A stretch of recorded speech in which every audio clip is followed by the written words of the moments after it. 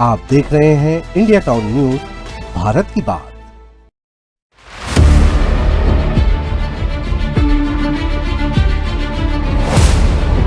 सिदार ने यह बताया कि 16 अप्रैल की रात भाजी की सब्जी बनाने के बात पर लेकर उनके बीच में वाद विवाद हुआ था। वाद विवाद बढ़ने पर उसने उसके गला को दबाकर मरोड़ दिया, जिससे उसकी मृत्यु हो गई थी और उसको उसके शव को जला दिया और उसको मिट्टी खोदकर पत्थर के नीचे दबा दिया था।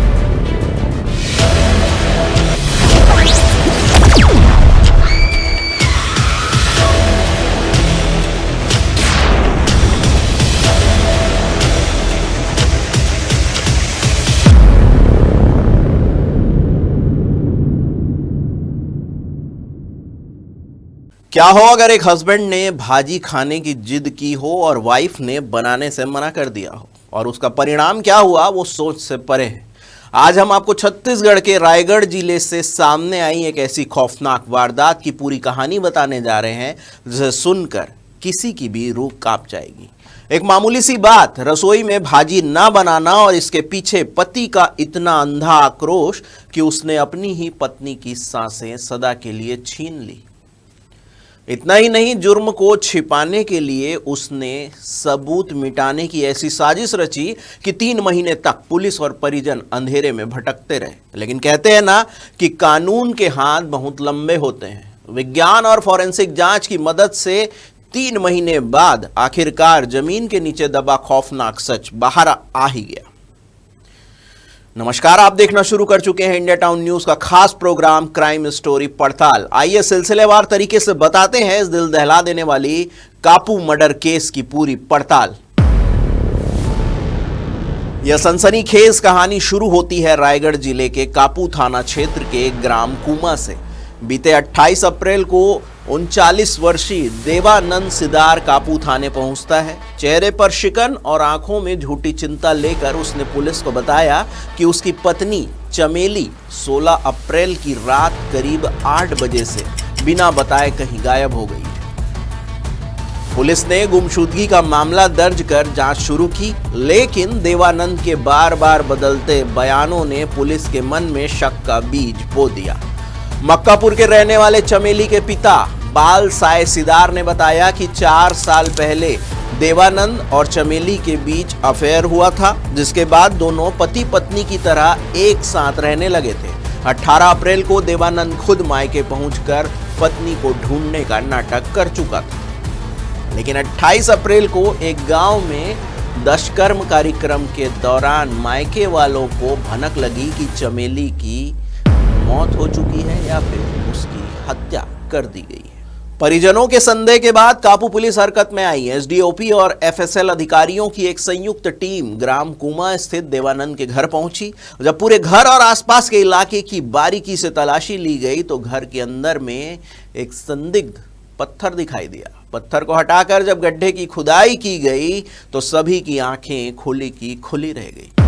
उस घर में खुदाई के बाद वहां से जली हुई हड्डियों के अवशेष बरामद हुए। यह देखकर हर कोई सन्न रह गया। पुलिस ने तुरंत उन अवशेषों को जब्त किया और मृतका की शिनाख्त की।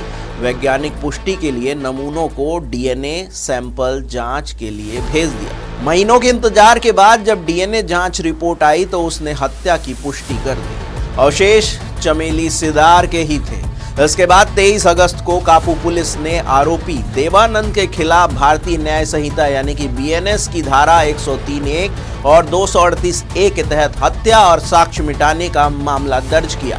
केस दर्ज होते ही आरोपी फरार हो गया। आरोपी को दबोचने के लिए पुलिस ने गांव के बाहर 3 दिनों तक अस्थायी कैंप लगाकर लगातार जाल बिछाया और आखिरकार उसे गिरफ्तार कर लिया। कड़ाई से पूछताछ करने पर देवानंद ने अपना गुनाह कबूल कर लिया। उसने बताया कि 16 अप्रैल की रात भाजी की सब्जी न बनाने पर विवाद हुआ था, जिसके बाद उसने पत्नी का गला घोट दिया। सबूत मिटाने के लिए उसने शव को आंगन में ही जलाया और अवशेषों को गड्ढे में दबाकर पत्थर के नीचे रख दिया। देवानंद सिदार के रिपोर्ट पर थाना कापू में गुम इंसान कायम कर जांच में लिया गया। जांच के दौरान देवानंद सिदार का कथन लिया गया। उसके कथन और उसके व्यवहार में कुछ विरोधाभास समझ में आ रहा था। इस पर से जो गुम इंसान है चमेली सिदार, उसके परिजनों से पुलिस के द्वारा पूछताछ की गई। पूछताछ के दौरान यह बात सामने आई कि उसका पति देवानंद सिदार, चमेली सिदार का पति देवानंद सिदार, उसने ही अपनी पत्नी की हत्या कर दिया है।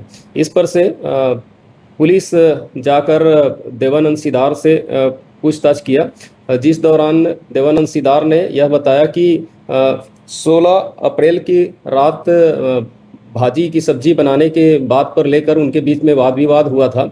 वाद विवाद बढ़ने पर उसने उसके गला को दबा कर मरोड़ दिया, जिससे उसकी मृत्यु हो गई थी, और उसके शव को जला दिया और उसको मिट्टी खोदकर पत्थर के नीचे दबा दिया था। इस पर से पुलिस के द्वारा एफएसएल अधिकारियों की उपस्थिति में वहाँ उत्खनन करके जो हड्डी के अवशेष थे मृतिका के, उसको बरामद किए और उसके डीएनए परीक्षण के लिए डॉक्टर द्वारा जो हड्डी के नमूने प्रिजर्व किए गए थे उसको भेजा गया।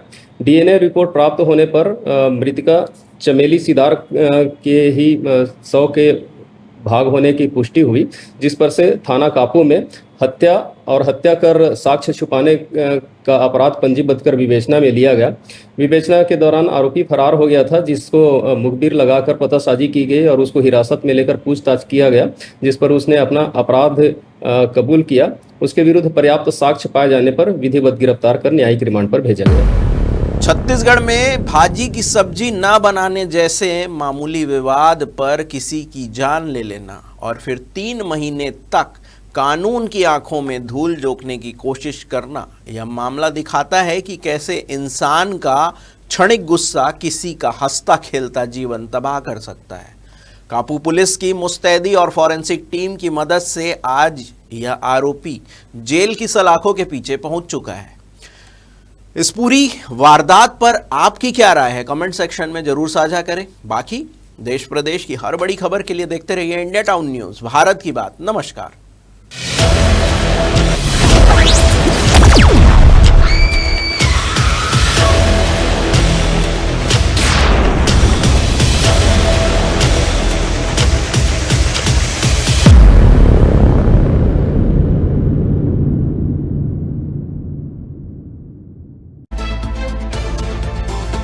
आप देख रहे हैं इंडिया टाउन न्यूज़, भारत की बात।